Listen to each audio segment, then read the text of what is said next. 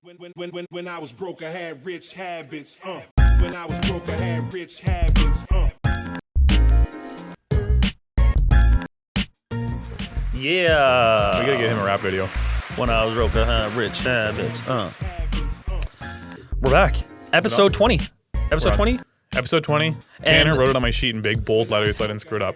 And possibly our last episode in this space. Studio. Yeah, we might be moving spaces. Well, let's intro first here. So welcome everybody. Yeah. Thanks for tuning in again. Master Keys podcast. Here with Chandler, Haliburton, Neal and Andreino. We are, episode 20. Today we are going to be talking about a few different things, but predominantly the Metaverse. Oh, the Metaverse. As you can hear by Chandler's sigh, he's a little bit concerned. I'm into this verse. I'm into our verse. Our He universe. likes the universe. I don't need these other verses. But it sounds like some other people are into the Metaverse.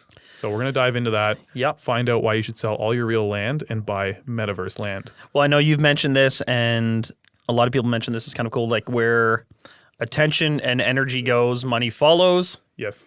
There's a lot of attention being paid to the Metaverse in its different forms and incarnations, and there's certainly a lot of energy going into it as well, both intellectual energy and just time, playing, usage. You know, these dudes are insane. locked in their rooms doing this stuff, so money's following. It's insane. Yeah. Prepare yourselves. So creepy. Before we go down that, about this. we'll do our recap. Yeah, well, first of all, what's going on with you? So, for me, I closed on a single family buy last week. Right. And I love how now we're getting like all these things documented, because one time Neal was grinding my gears about buying random stuff and how I should be buying bigger stuff. And it was the same week that I knew that he had bought this single family home and some other random crap. Let me clarify here. Let me clarify. I think you clarified at the time, but it still doesn't hold water. It's zoned for multi-units. Yeah. 5 stories as of right. Chandler can go pound sand with his duplex buys. Yeah, how many units can you fit on it?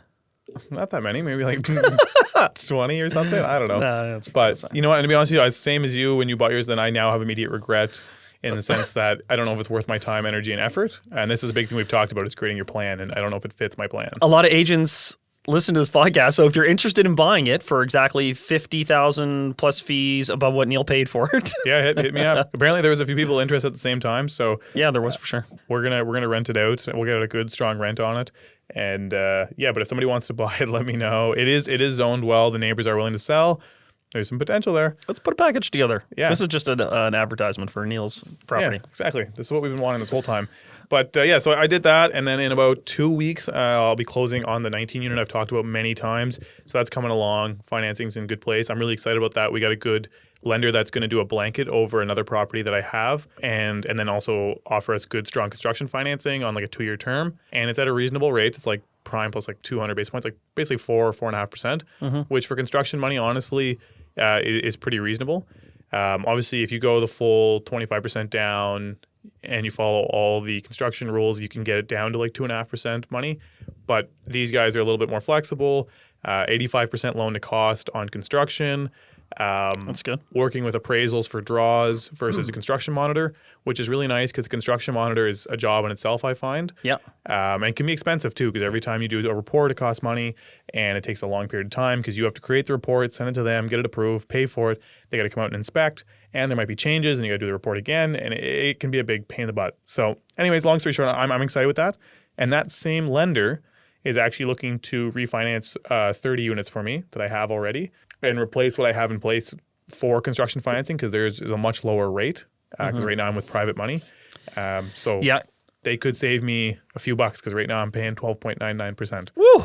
So Damn. Everybody listening, I am 12.99. But that was the only way to get in. I wasn't bankable, right? This is the thing. I didn't have the funds in the banks to do it, so I had to. So this is from the first wave?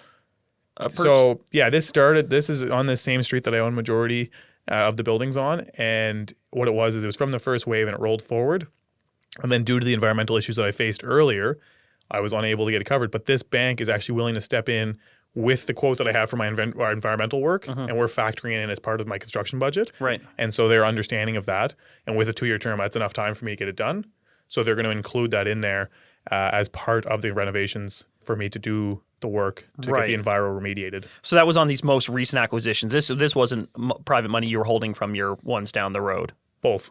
Oh, really? So I'm actually going to blanket over all of it, remove all What the are you going to private money. do with all your free found cash flow month to month when you're not paying that extortionary thing? Yeah, so that's going to free up about I think around 16,000 a month, 16 to 20,000 Oh dollars a my month. gosh, So that's awesome, man. That's a like huge- an albatross It's a huge burden off the coming shoulders. off. Yeah. And it's nice now because we actually have some units rented up, right? For the longest last year and a half, I've had all these units all empty.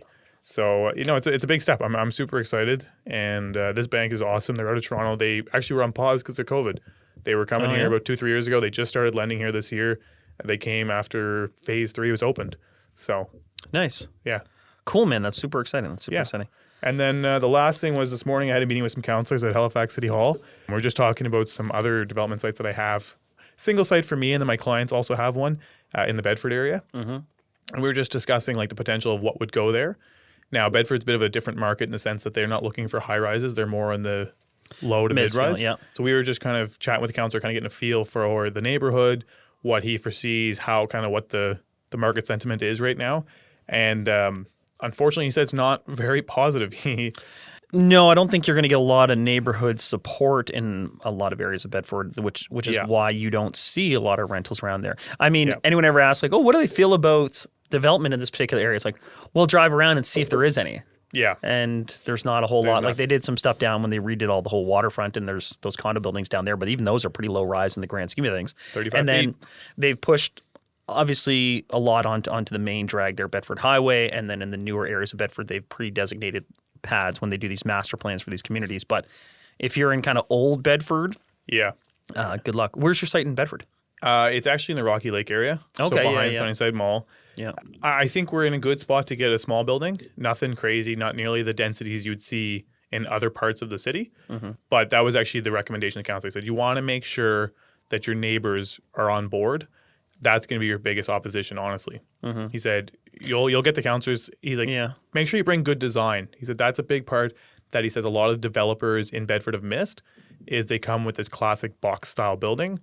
And on top of kind of upsetting with the residents that they're going to add density, they're adding ugly density. Right. So he said, make an effort to come with good design that can fit the neighborhood. How many Townhouses doors? fronting. Right. Right now, my site's big enough based on the current zoning laws. I think it was around 30. Short of that, 20, 28 or something, which isn't bad. It's not bad. I bought it expecting to do 16 townhouses. So if I can go for a 3-story with 30 units, Right. it's not the worst. It's an acre little site. Oh, is it well and septic there? Or? No, it's all city services. So yeah, no, I'm looking forward to it. But again, he also said the timelines are long. Yeah. So for me, it's kind of a backburnered site. I just gonna get the ball rolling, and when it does come through, hopefully in a few years, I'll be in a position to throw it up. You know, That's sort of an area that you'll get a little less pushback because it's not as densely populated by other people. So mostly renters. Yeah, when they do their notice to the neighborhood, they do it based off geography. I think it's like a kilometer around. Yeah. So that's who gets notices of all the hearings. And in that area, there's just going to be way less people. Yeah. And a lot of them are renters. Yeah. So you will get less community engagement than maybe some other locations. But yeah, that's cool. That's cool. There's that's commercial cool. and industrial too. Like for one side Yeah, of me, yeah. 50% of me's got commercial on one side. That so helps big time. And again, I want to do. This was a weird one. So I said to him, hey, how about like stacked townhouses? Because I think those look the bomb. Like I think they look super, super nice. Yeah, they blend in a little bit more. They're kind of more traditional in their look, so that appeases some people who maybe don't like change that much. Yeah. But he said they're just not favorable. People don't, which I thought was so weird because you see in BC they got stacked townhouses. Alberta, tons of stacked townhouses. I believe in Toronto there's stacked townhouses. Everywhere I went in the Montreal, States. it's a common thing. Yeah, Montreal. That, yeah. Everywhere I drove in the States, there were stacked townhouses, like crazy amounts. And they do them very neat. Like you'll have one main floor one. They have garages, but like on the corners, they'll have 2 entrances. And they can be really unique and nice style. And they can fit into a single family The brickyard neighborhood. around here is kind of like that in a lot of respects. Yeah. But just in general, there's no favoritism, I guess, towards them. Weird. So it's either you're going to do townhomes or you're going to do an apartment building. There doesn't seem to be that in between, which I thought like the old Bedford would be a perfect neighborhood to receive stacked townhomes because they look very high end, maintain an aesthetic, stay within the 35 feet height, but add enough density to make it worthwhile to build. You know what I mean? That surprises me. They wouldn't be more open to that, but anyways, right on, that's exciting. Yeah. The other 2 things that he mentioned that I'll mention to you as well, just I want to get some feedback from you, is he talked about inclusive zoning. Have you heard anything about that? Only that the municipality was granted permission to use it, kind of through the provincial. I don't exactly know why logistically they needed permission from the province to do that, but that it's now going to be a tool that council will have when reviewing projects to, I don't know if force is the right word, but like require certain percentages. Yeah. Why, what was he sort of saying? Yeah, so inclusive zoning, for people who don't know what that is basically what they're saying is, okay, so now, right now we have like you make your application, and then usually what they're offering is people say, okay, well, I'll give some affordable for a bonus in density Right. or preferred financing, or preferable financing, sorry. But instead now they're saying they're going to potentially go down the inclusive zoning path where it's saying, okay, if you're building a 10-story building, you have to have a unit per floor or 2 units per floor that are affordable. Yeah, because they were setting aside this money that would go in coffers, and the idea would be like then down the road they would use that for something else.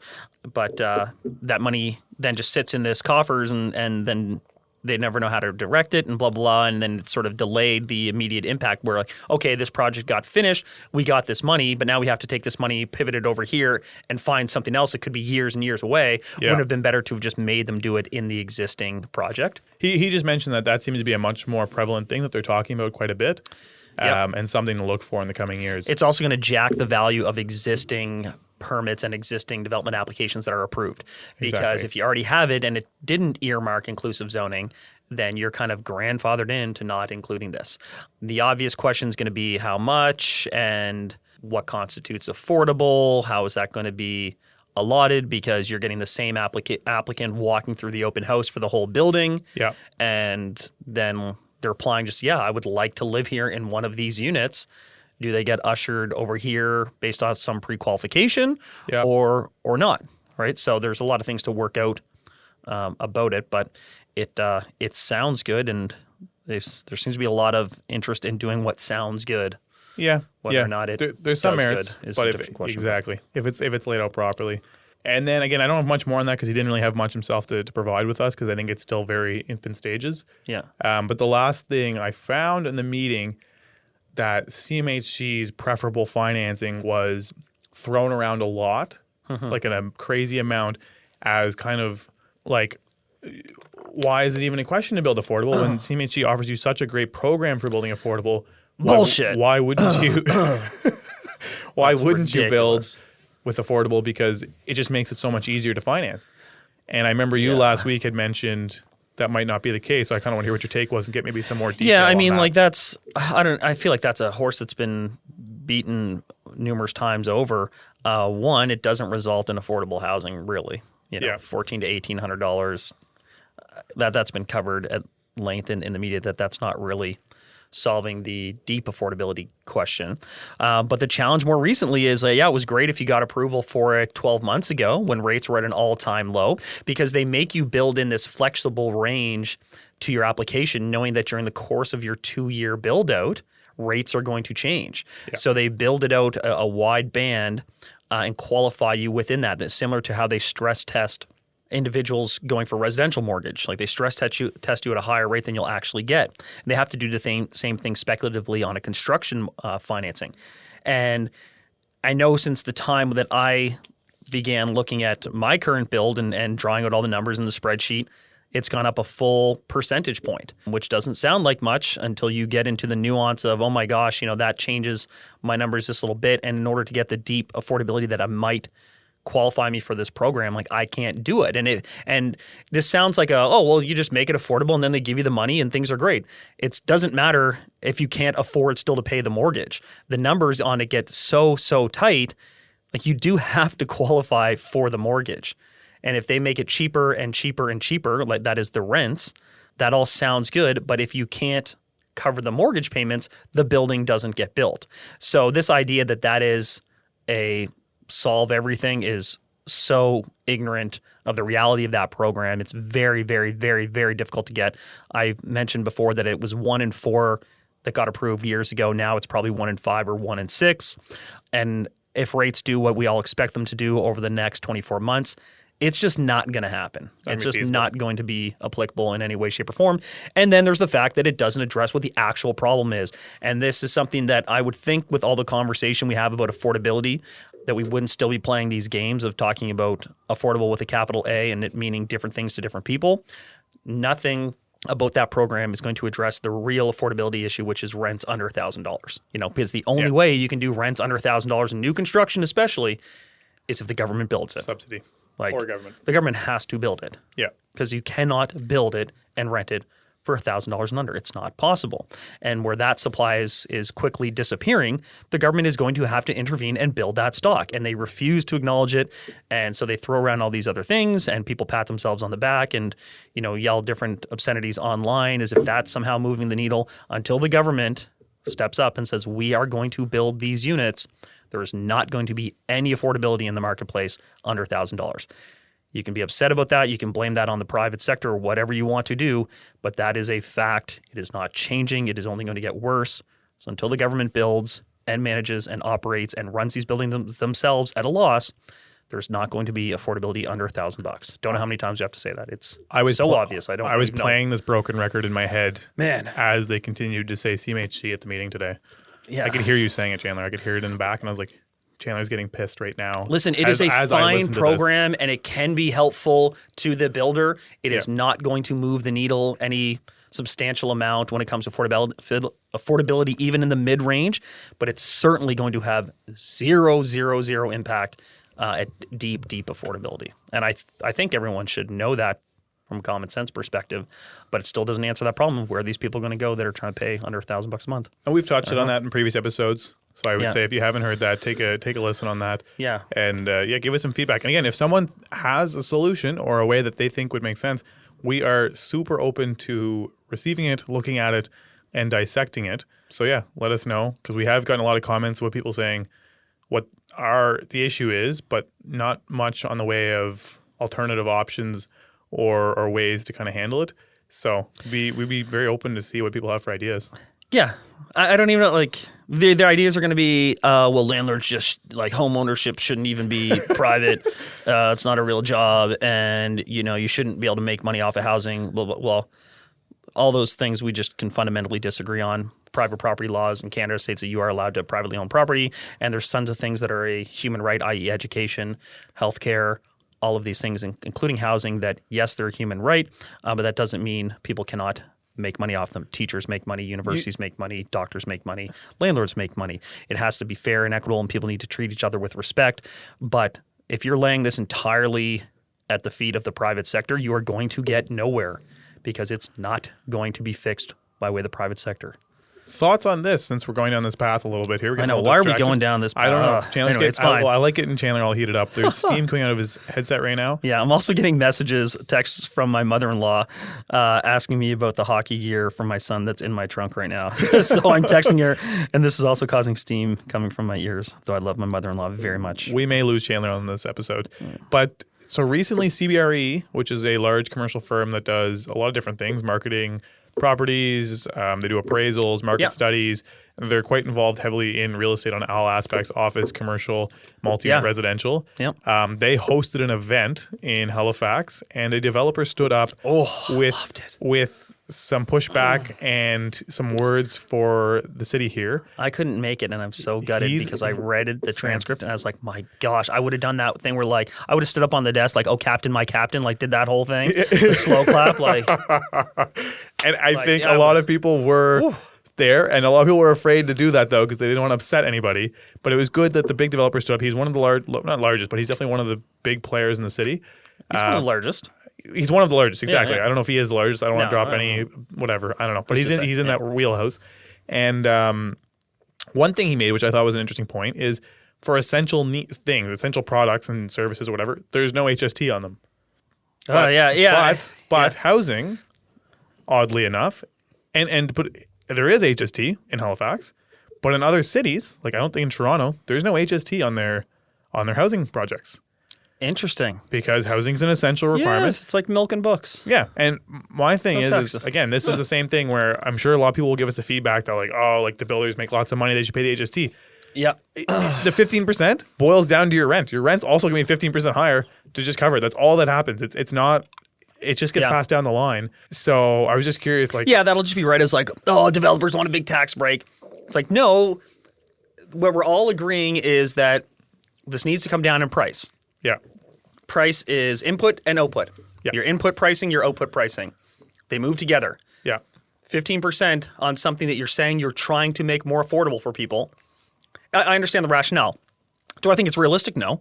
But his point stands. yeah. And he had a few other points there, some of them a lot more aggressive in his language, and he was tackling the things with or commenting on this paying for bonusing Density. for affordability, and you could all of a sudden build buildings higher and all these things. And yeah, it's great. That sentiment is growing. That sort of enough is enough, speak some sense to these things and put out these viewpoints that are maybe not popular, but they're right. And there's people who know what they're talking about. Well, it's getting to a point where, like, on a $20 million project, almost $5 million of it goes to the government. Probably, if not more, realistically. Yeah. And it's just like, what is happening Yeah. from that money? So let's talk about taxes, Neal. I was going to say, since Now they got me all worked up. Chandler, I think I've gotten Chandler fired up now. He's ready to throw some punches. We should get a little speed bag next time. Yeah, I had a rough night too. Yeah. I had a rough night. I'm wearing the same clothes as I wore yesterday. I don't know if we want the full story. No, evidently is also the same shirt as I wore it in the previous podcast. Though I have the same shirt in multiple different colors, but all slight variations of the color navy. Like, I think this is black, not navy, but I'm like Inspector Gadget. I open the closet and there's the same shirt over and over again. On the topic of taxes. Yeah. Nice shirt, though. I love your shirt. Great shirt. Looks good. Everyone let them know the shirt looks good. Thank you. On top of that, so not only do we actually pay those taxes, they proposed effectively a 6% property tax increase across the board. Not just for landlords, for residential homeowners, commercial buildings, commercial spaces, everybody. 2.9% of it's an actual increase in taxes to go towards services. And the other 3% is towards what they call a climate action tax, which, again, nobody within Canada, no other province has what's called a climate action tax. We would be the first to do so. We already pay some of the highest property taxes in Canada at a rate of effectively 1.2%, I believe it was what it works out to. 1.26, give or take. 1.26%. And then I forget what it is for commercial. I think it kind of varies, but around, was it 3 Yeah, I don't know what that is well, but it's up over there. 3%. Anyways, so yeah, they're looking at doing a 6% tax. I'll let you speak on it first. So Thoughts? again, what confuses me about this is It's proposed, by the way. It's not in yet. yeah, and this is what people do when this is kind of a back and forth. So staff recommended this, which means a bunch of people who all make six figures down at city council are like, there just doesn't seem to be enough money to go around. I don't understand why. And they propose this tax hike, and the councillors get to say, oh, well, gosh, I'm going to oppose that to get it down a little bit. And I think the mayor said, oh, no, maybe like 3.7. I mean, we know it won't be 3.7, but maybe we try to get it closer to 3.7, blah, blah. So the 4.5 or whatever we end up with at the end is going to look like a win by some person's imagination. And we're going to have this big tax increase. Again, I just don't understand how people can look at these things and not connect A to B and see what some of the other problems might be, because a lot of this gets laid at the feet of the private sector and landlords and all this. And yet you have things like this, which you'd think for someone looking in and be like, well, maybe that's a little issue right there. Because we're saying we want housing to be more affordable for owners. We want it to be more affordable for tenants. And we increase property taxes. And we say we want to encourage more rental stock. And permitting has never been higher. It's been jacked through the roof. We say we want to encourage home ownership and make that more attainable for young people. And there's talk about raising deed transfer tax by upwards of 25% or 33%. Which is already enormous. And there's money that's being given to developers, but the government hasn't committed to build not one single unit that they would own and operate and run at a loss themselves. So you get to this point where what the government is saying and what they're doing are in contradiction. And I don't care how you feel about your landlord. Just set that aside for a second. I just don't understand how someone could look at that and say there's not something else going on here. And meanwhile, a report came out that there were over 400 units, public housing units in Nova Scotia, sitting empty. Yeah. So explain how this makes sense and how could they get away with doing this? And the way they got around it and the way they can do this is by calling it a climate change tax because they're worried about getting all these angry woke people online to get on their Twitter fingers and start yelling at the councillors again. And so the dude's like, oh, call it a climate change tax, and be like, oh, those same people will be like, well, we can't argue against the climate change tax because we're pro, all this stuff. Okay. But it's crazy, man. It's crazy. I got a couple things I got to say, but regarding the climate change tax, I get it. I'm all for it. But on the flip side, the reason I'm not all for necessarily putting up 3% right now, but they have all these things they want to do. We have so many bigger issues right now than electric buses. Thank you. This is the these would be things we do. Okay, so the city's everything's going really well. We're covering all of our other problems. All right, now we're going to implement an electric bus system. But instead, they're like, all right, we got all these tents, but how nice would it be if we had 60 electric buses around town that you all paid for? Yeah, so you have to prioritize. While we're trying to build this socialist green utopia, that's all great. We don't have the money. We don't have the money. And I don't understand, does anyone down at the city know the word cutback? Because I haven't heard the word cutbacks uttered in forever. No. Right? I don't remember the last time that was in the news. I think they're going to be cutbacks because there's only two ways for council, the city, the municipality to handle cash flow, right? You either increase revenue, i.e. taxes, or you have cuts. And they just don't seem to think the latter exists anymore. So it's all tax-based. But what is our priority? I was under the impression, based on what everyone talks about and what's in the news, was that housing was the priority. So why are we going out of our way to make housing more expensive? To be abundantly clear, property tax revenue has never been higher in the history of our city. It's never been higher because houses have never been more expensive. So that 6% tax increase that we're talking about, that's 6% tax on top of the, 20% appreciation in home values? 2 years in a row. Right? Yeah. So that revenue has never been higher ever. D-transfer tax has never been higher ever. And all of a sudden, we still have no money? We're short money? Yeah. So something has changed because the revenue intake is higher than ever, and yet the expenditure, we can't keep up. We can't afford these buses. And I'm not saying these aren't good initiatives. It's prioritization. We said, why are we making housing and real estate more expensive at this time right now? I don't get it. Constantly. Yeah, exactly. I don't understand. It is funny. Of the $700 million that they say they need to cover, $400 million of it is towards 250 electric buses. That one I feel like is just so ridiculous when you have what's going on in the city right now. And no. We're going to get you these unreal buses. And I'm like, do we need to? Is that a focus right now? Well, listen, I've been adamant that part of an affordable city is a city that metro, that transit's a big part of. 100%. Right? But we have to prioritize. Yes. You can't be all things to all people at all times when we are on a budget unless we do things like just jack the taxes. But this idea that there are no consequences to that, it just got more expensive for people to live in their homes. It got more expensive it's already been way more expensive to build new rental stock. The increased property taxes are going to slowly get passed down to tenants one way, shape, or the other. Yep. And what about all the commercial tenants out there who are on triple net leases? Exactly. Right? They're going to get jacked. You want these businesses to try to survive, and they're just going to get hit with this massive property tax increase. Because if you're a commercial tenant, oftentimes you're on a triple net lease. That means you pay the property tax. And they have a stat here. Commercial taxes on average would rise by $2,500. So that's on average. The average business now is going to take another kick of $2,500.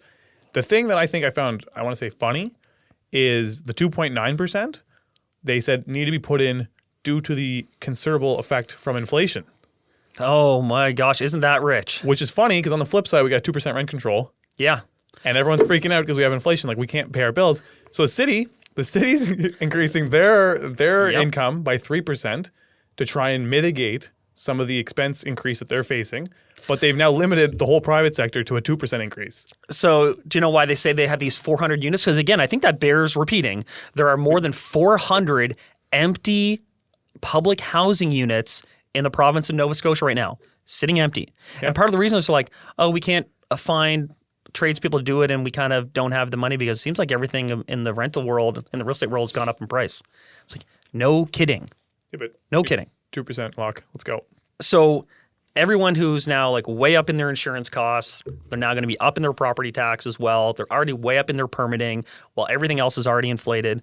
And somehow they think this is an environment that is conducive to making housing more affordable. And the only thing they're going to do is, one, they're going to continue to distract you, because how could they get away with something like this is the obvious question.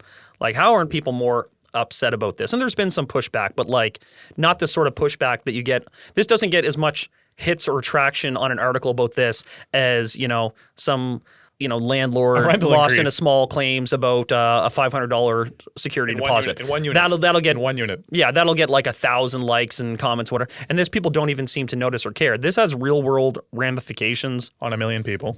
on 1 million people, and no one will notice it because, one, just call it a climate change tax, because all those keyboard warriors can't be possibly angry about a climate change tax. And two, they just know you're still going to be distracted blaming landlords for all this problem. I don't care what you think of your landlord, whether you love him, hate him.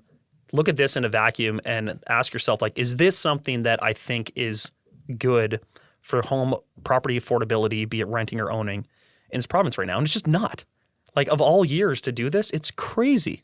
Housing, everyone's assessment's going up. So the government always likes to play this line like, oh, we didn't raise property tax rates this year. We're really good people. We didn't raise them this year. It's like, yeah, because the price of housing has been going up so much every single year that they've been getting all these inflationary increases in property tax. That's BS to cry poor on inflation, because all the houses just inflated in value. And as such, the tax base has just gone way up. So they're making all this more money. Like, they've never brought in more money.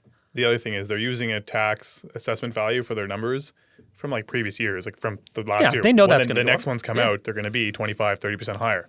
Yeah. So they're showing it as a windfall of $120 per person, but it'll likely be another 20% on top of that. Yeah, the property that I just purchased went up 25% in property tax between 2019 and 2020, and then went up a more modest, maybe 10% last year. And I bought it, so now it's going to get jacked way up. Like, 30%. They've been making this money.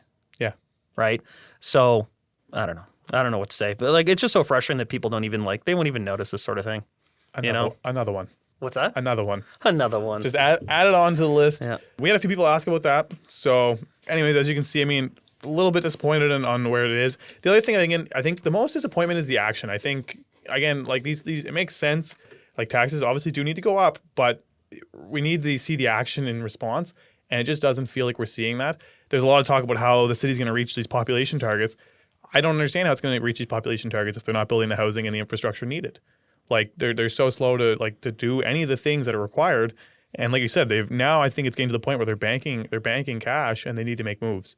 So, anyways. Well, and then there's that disconnect between, well, what's, the municipal responsibility for housing, what's provincial. Again, through all this, because another thing that was in the news, the province just wrote a bunch of money, millions of dollars, because they did a call. They said, all right, does anyone have any projects that are going to have an affordable component? We will give you money. And so there's an office building conversion in downtown Halifax that got just under $2 million. And they're going to keep a number. 50,000 a unit. What's that? 50,000 a unit. Yeah. Or was it 25,000 a unit? I don't know. They got $1.9 million and it's like 100 units. You did the math. It's 25,000 a unit. And they're going to keep a certain number of units, maybe like 28, 30 units in there at about $1,000 a month for one bedroom. And then they've given some money to a project in Kentville, which I think is going to be more seniors one level living. And then there's another project, I can't remember where it is. And then they're looking for bids to do something affordable in Cole Harbour. So again, they're giving this money to private sector to go out and say, fix this for us. And so far, the best they got was $1,000 for one bedroom unit. It's like $1,050 for one bedroom unit, presumably plus utilities. Today's pricing. By the time that's finished 2 years from now, it's going to be higher. And the others are like $1,400 plus utilities, give or take. None of that solves the deep affordability issue, which everyone says they care about, which would be people trying to live for under $1,000 a month. None of that does anything. The only way to do that is for the government to build the units. And have they said anything at all about units they're going to build? No. Yeah. But good news. I have good news for you, Chandler. There's an alternative. There is an alternative. If you don't like this world, that will fix all of your problems. Literally every single one of them. Maybe I am into it. Yeah. See? Maybe I am into it. Where am I going? Prepare yourself. I just need you to put this headset on here. Oh, man. Enter the Metaverse. Yep. So, you put me onto this a couple weeks ago when this was just bubbling under the surface. Everyone saw the news of Facebook has changed their name to Meta. What's that weirdo up to? Exactly. So the Metaverse has been around for a while, actually quite a while. It's becoming a lot more real and relevant in kind of today's day and age. And I think the thing that kind of turned the page for the average person, including kind of myself, was Facebook changing its name to Meta. And then Yeah, that's what got everyone's attention. and it got everyone's attention. So first off, do you know what the Metaverse is? I do, but I mean, my first thing, my lay thing is like, oh, you mean like virtual reality? Effectively. Yeah, but you know this stuff better than I do. So this is where I show my age, man. This just makes me all angry. So you just go ahead. So the Metaverse is kind of like, for lack of a better term, I'll call it like Internet 3.0 in some sense. So Internet 1.0 was when they first got it, like, and it became mainstream. It was The old basically just dial-up. yeah, exactly, dial-up, text on a screen. You pretty much just kind of consumed from it. Internet 2.0 is when you got to this point of kind of interacting with it. So the things we have now, where there's video, audio, we can input, and people can take stuff from it as well. Yep. This is kind of going to 3.0 in some sense, and it's a hybrid of some other items as well. But for lack of a better term, it gets to a point where it's almost immersive. And I think the best example that most people can kind of see is Grand Theft Auto. Grand Theft Auto is like you're entering into another world, or Fortnite. You're entering into another world to act again as a character in that world and do things. And those worlds aren't as static as they once were. Like No. the first-person shooter or whatever they're Yes. called.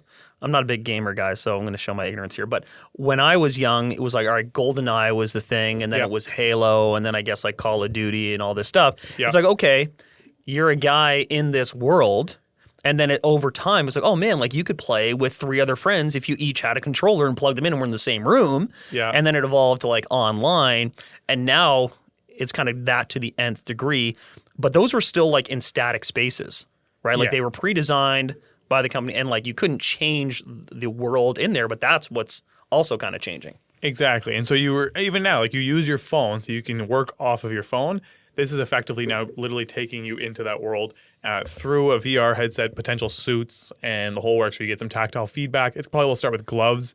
They'll give you tactile feedback from touching things. That'll eventually morph into, I believe, full suits. Chandler's having a little freak out right now. No. I think it's very cool. I think it makes a lot of sense. It's been so infancy, like it's been just not at a level that people expect to be able to consume it on the average day-to-day level, but it's out, which is good, so it's getting a lot of playtime. Anyways, I've been fairly excited about this because I think it's going to change things. I mean, Mark Zuckerberg is saying 5 to 10 years. I think the realistic timeline is more like 20 years. But I also have some concern that it's going to impact our day-to-day. And I was even saying this to Chandler before we came on, I have some concern that it'll impact how the real real estate values, like the real estate in today's world, because you're seeing now people investing in real estate in the metaverse, as well as if people are in the metaverse and are able to spend so much time there, there might be less interest in what we have to offer in the real world. Well, the obvious example is, I mean, you won't care where you live. Like if you're as a developer, you start putting your hat like, well, I'm just going to do all these like tiny 300 square foot bachelors or 1 bedrooms because the person's just going to be sitting there with this headset on, imagining they're in a penthouse and living like a way better life than their sad existence in the real world. Yeah. So like, is that going to change how people develop living spaces? Like just put people in these tiny little shoe boxes if they're just going to be in their fantasy world where everything goes their way. You don't need a lot of space if you can go to this world. So the thing that's kind of captured my attention, I mean, obviously we're real estate based, is people are spending millions on land within the metaverse. To be clear, by the way, the metaverse, again, it's like, I'm going to use it for lay terms, it's like the internet. So you're not buying land directly in the metaverse, you're buying it within, let's say, a platform or a world within the metaverse. So like currently right now, there's the internet, you own a domain name, which is like your landing page. There's the metaverse, you can then create basically a domain or a world within that, and then you can own that space. Yeah. The average person wouldn't necessarily create a world, but they could maybe join into a company that hosts a world and purchase space within that world. And I think right now, the one that most people might know or have heard of potentially on the news is Decentraland. That would be, I think, the most commonly used one. They have their own crypto. I think they're traded. The crypto's traded at Mana. Mana's traded, and it's basically a world with 90,000 purchasable, saleable blocks of land. Is that finite? Yes. Okay. Because this is the cool thing about crypto. you and I talk a weird amount about inflation, it seems. But one of the things that I've always found really interesting about crypto is that how many of the currencies are deflationary, right? Like XRP has a burn, a transaction burn, which steadily decreases the amount of available XRP. And even Bitcoin, it's a finite amount that can ever be mined, and a lot of it gets lost kind of organically. So you've got this fall away, so that it automatically puts an upward pressure on it. Yeah, resists inflationary pressure. And my concern with the Metaverse, I have tons of concerns about the Metaverse, but my concern about buying something in the Metaverse would be, well, how is it a finite space? Because real estate values are based on being finite. And, it's ironic to me that they create like limitless possibilities, but also we're going to have finite real estate, so not everyone can afford it. Well, Chandler, let me answer this good question that you've come up with. So, for example, Decentraland started and was created with 90,000 blocks, which are for sale, and they do trade depending on your location, because it is basically a square map, and the center of the map has I forget kind of where you land and enter into the game. Well, actually, we're going to bring it up here in a second, and then the value kind of radiates out from there. How it's considered finite is all 90,000 blocks. Let's say it was owned all separately by people. You all have voting rights based on how much land you own. So it's called a DAO, is it? DAO, a decentralized autonomous organization. And it's made up of all the people who own the land within Decentraland, and you guys vote on things. So if, let's say, the creators, or not even necessarily the creators, but someone proposed, hey, let's add 10,000 more units, there would have to be a majority vote that agrees to add more units of land. And so everything is done on a community-based system. So you shouldn't overnight just expect to be like, oh, now there's 10 million pieces of land and mine's worthless, right? So that's how it's controlled. So are you able to access the game currently, even if you don't own land there? You can just pop in there and you just can walk pop in around at the any time. streets. Tanner, you want to pop it up? Is it going to break everything? We have it here. You can pop in as a guest.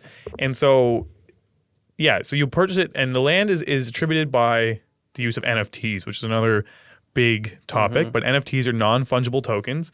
And basically what they're doing is the NFT is how they assign this is the part that confused me a little bit, to be honest with you. But NFTs is they assign that piece of land. It's saying like, this is the piece of land based on this code or whatever, this set of numbers.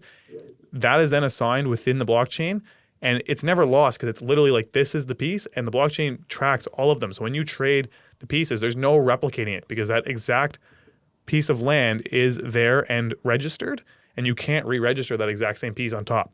And the blockchain is monitored basically by all of the systems on it. And so that's how it's traded back and forth. Let's just to back up a little bit, because other people I'm more naive with this stuff because maybe I'm a bit older, and I also never gamed. Like, I do not like video games. So it's the natural extension of, okay, you're playing these video games online and you're existing in these worlds, and maybe you're just there to like shoot zombies or whatever, but you can talk to your friends online. Yep. And you could conceivably like go up and interact with them online, and then you can interact with people who are outside of your community group, but they're also online. Well, if that's the case, then why couldn't our characters, our avatars, live in this space? Why couldn't they go there and buy something unique? Not something that's a game piece within it, but something that another private person could create a store in here and sell costumes for our avatars and all of these things. So that is how the world expands beyond, here's the game narrative of we're here to shoot bad guys, to an actual coexistence that is malleable and that is changeable and that you can influence by your playing in it, i.e. much like the world itself, only you can make your avatar have a six-pack and you can live in a penthouse and all these things. And I love that like capitalism and commerce and real estate are just getting right in there, because at some point they're going to be arguing for rent control in the metaverse, but that's another thing altogether. So to put that in perspective, 100%. Well, here's a prime example. So if you own a parcel of land, you could purchase from a designer who has built a billboard. And you could have a billboard set up on your land, and then you can rent out that billboard space to companies to advertise on your land with real money. So they would purchase mana, and you could charge mana or ETH or whatever you want, Bitcoin. And you say, hey, I want this much Bitcoin for you to put up an ad on my piece of land within Decentraland. And it's already taking place. And on the same concept, You're seeing people set up, let's say, galleries for online artwork, and they can set it up there. And what that does is, on top of charging, let's say, an entrance fee to get into the gallery or a fee to trade the art within your gallery that you've designed and built or purchased from someone to design, you can then, the property value might increase because now you're having a certain amount of traffic to your parcel of land, so the land around you will start to increase in value. And so you're seeing that. And on top of that, same with products. Like you said, Nike has gone out and created digital products and is continuing to create more to sell within it. Well, if you sort of think of like everyone now, even parents older than me, are loosely familiar with Fortnite. Yeah. One, the kids are addicted to it, and they understand that there's this thing that exists in Fortnite beyond the gameplay itself, but even just something as silly as dances. Right. And I don't know if you remember, but there were a couple lawsuits about dancers, choreographers who said, no, like I came up with that dance and then you used it in this alternative world and are getting value from it. I should be compensated for that. Yeah. And this is the way, you know, creativity and copyright and intellectual property and stuff can exist in a world that's all fictional, but as soon as that's the case, as soon as it has value in this world that's increasingly being populated by people, by way of their avatars, it gains value. And I was very naive as to how many people actually do this. It always blew my mind, like how many of these guys just played these games nonstop. Like your buddies all play these games a lot. Yeah, I think everyone plays these games. I think in general, these games have hundreds of millions of active users, Fortnite being a prime example, at all age groups, to be honest. Yeah. And how much is it social now, do you think? It's a big part of being social because it's much easier now to be social, especially like it all started with the internet. It allowed us to maintain contact with people. So once you graduate, let's say high school or university, a lot of people tend to move all over the world. We've been able to maintain that contact. Sometimes you lose your best friend because they had to get employed in a different part of the world or they have an interest in being in a different part of the world. These, like the internet's allows us to maintain contact, and now video games allow you to maintain contact and an activity that you can share.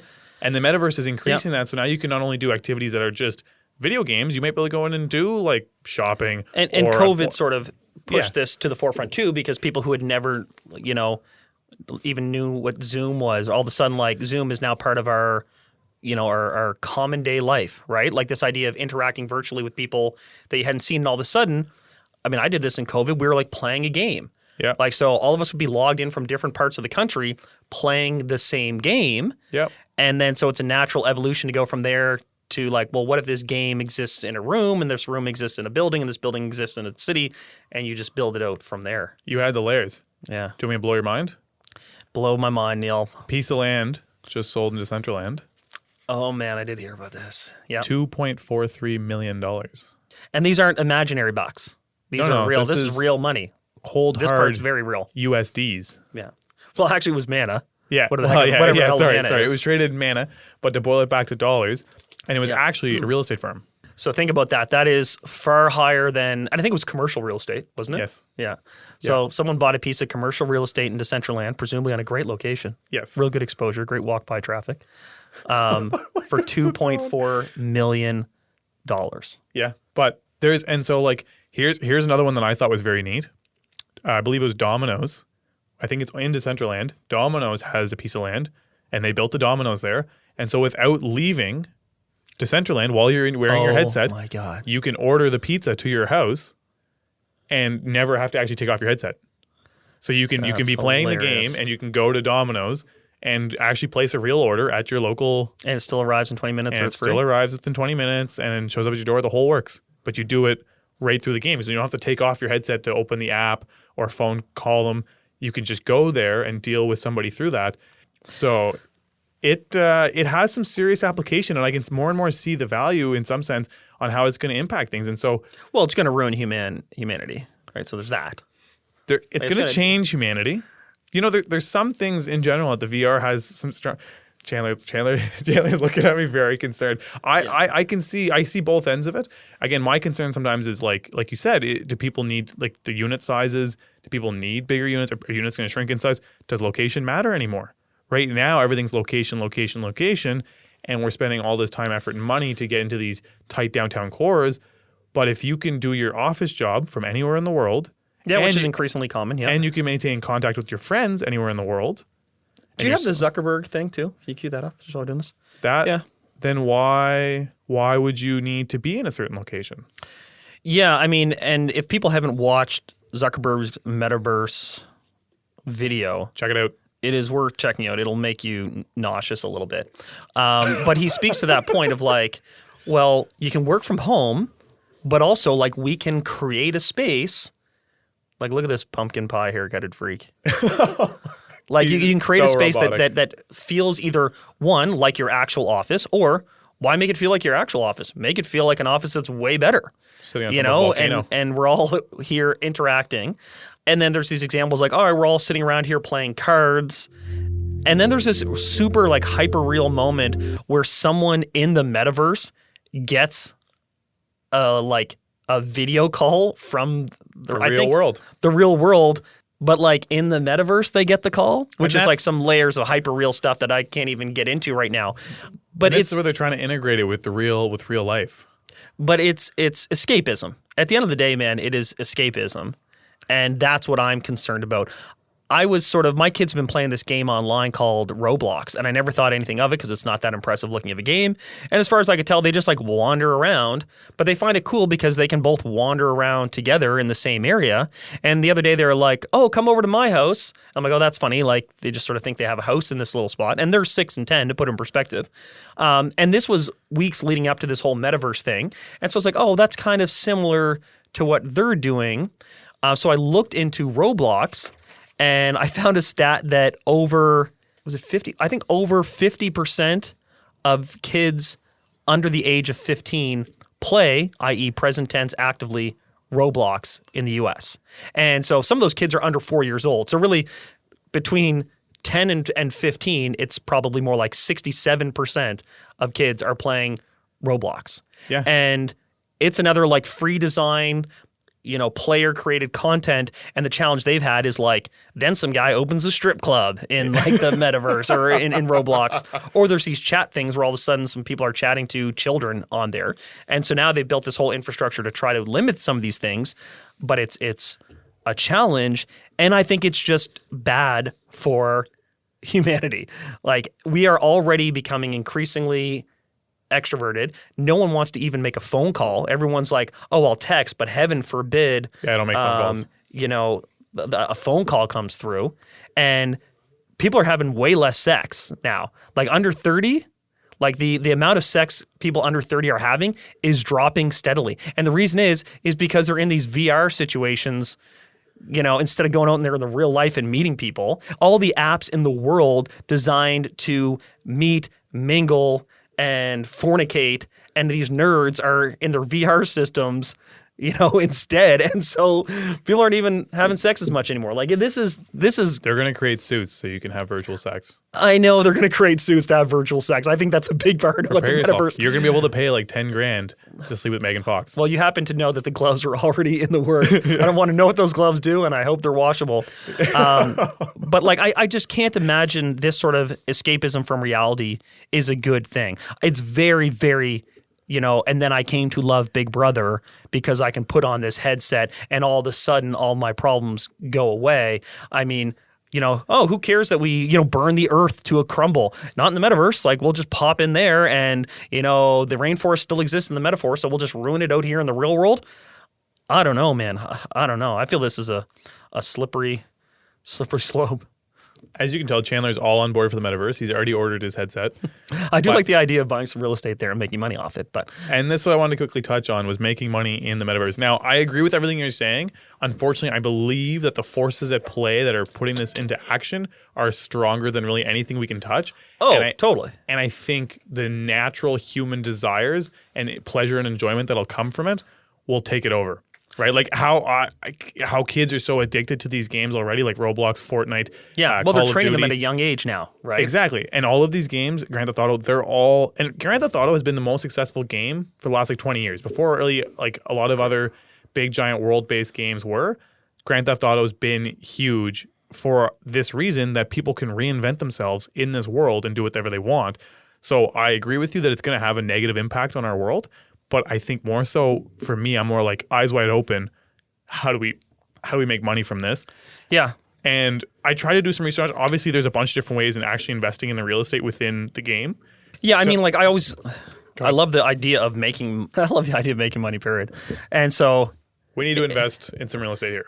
But I know, I hate to say it, but like if the world's going to hell, I want the best piece of real estate in hell possible. So let's do it. this is my thing. So obviously I have like, I'm a bit unnerving about buying the land. Like the cheapest parcel that we could find here, what was it, like $5,000, $10,000, something along those lines. Yeah.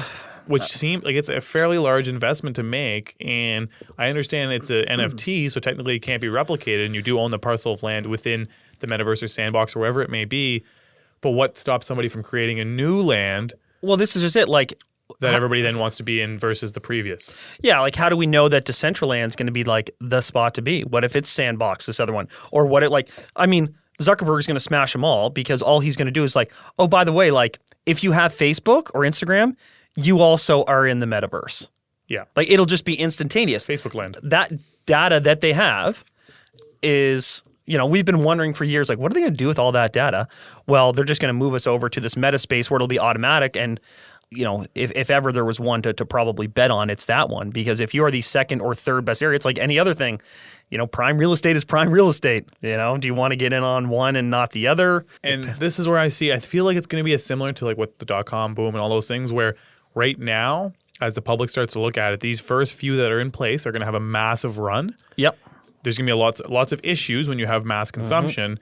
And then there's going to be companies that step in and create new and improved based on the issues that we've found from these previous systems. Yeah. And it's going to absolutely dominate and tank the original accounts that are in there. So Decentraland may become like a MySpace where then Facebook steps in Yep. and kills the desirability. That being said, the other thing that I'm considering, and I'm like, this I feel like is a sure thing, is do you look at energy production? Because with all of these systems, computing power Right.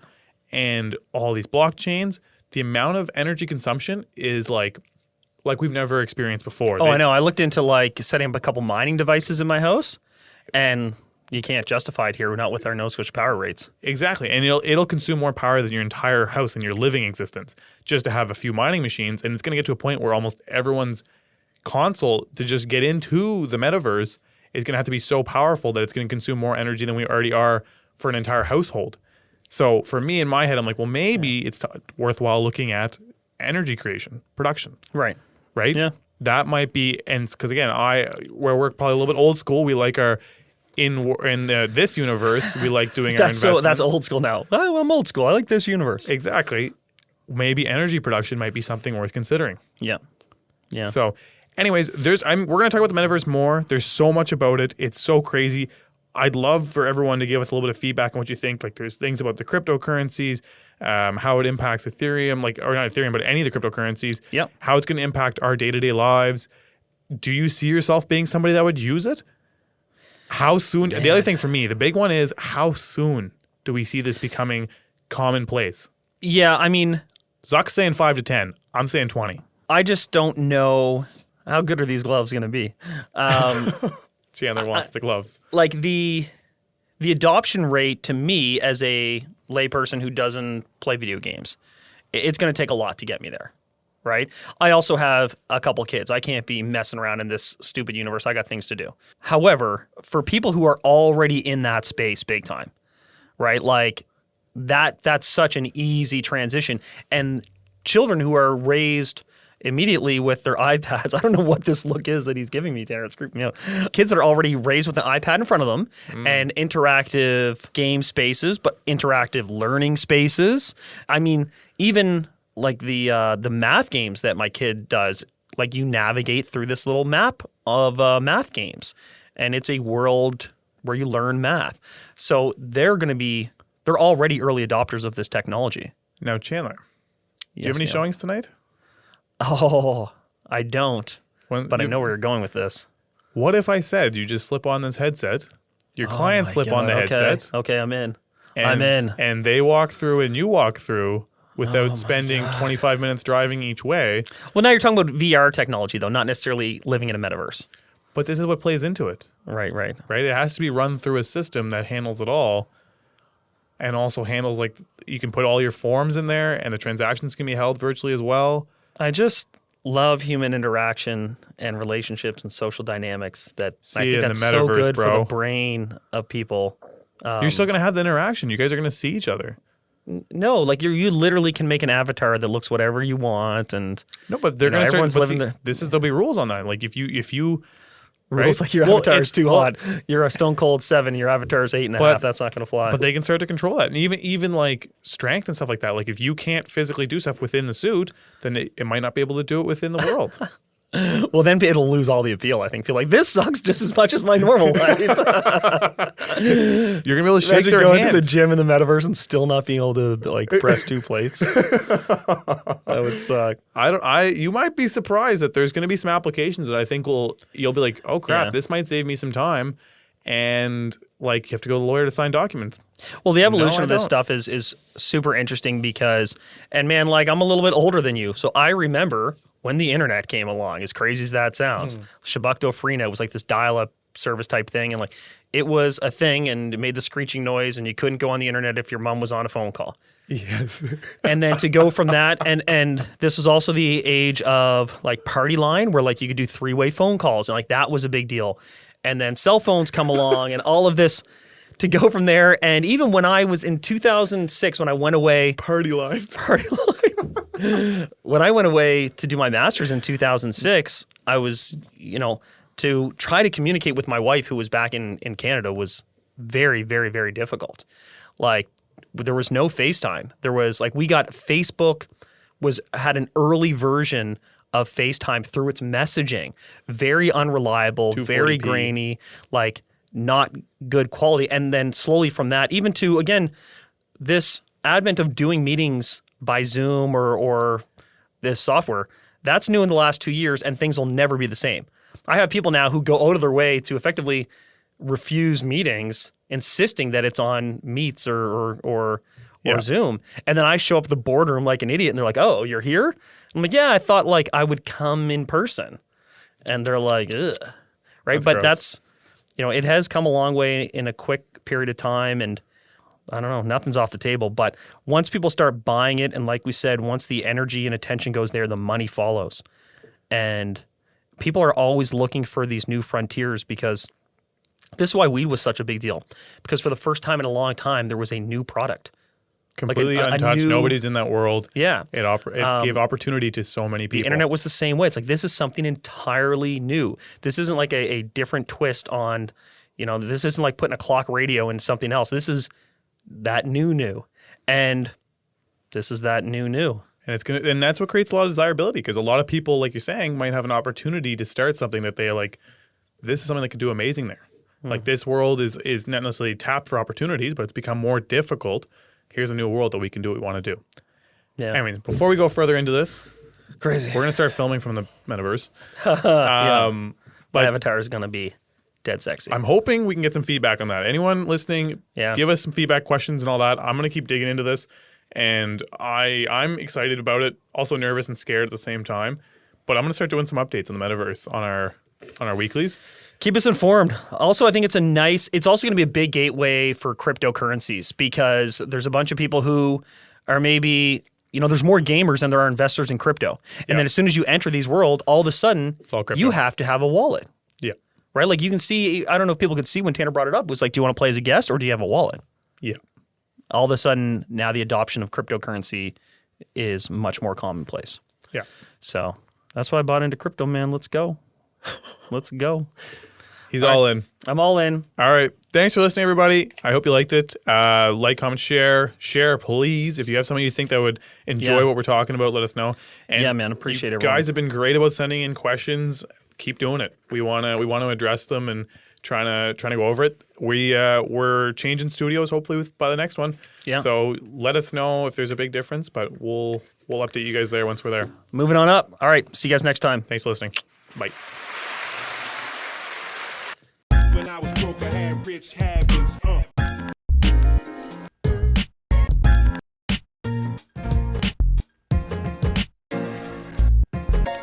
I was broke, I had rich habits.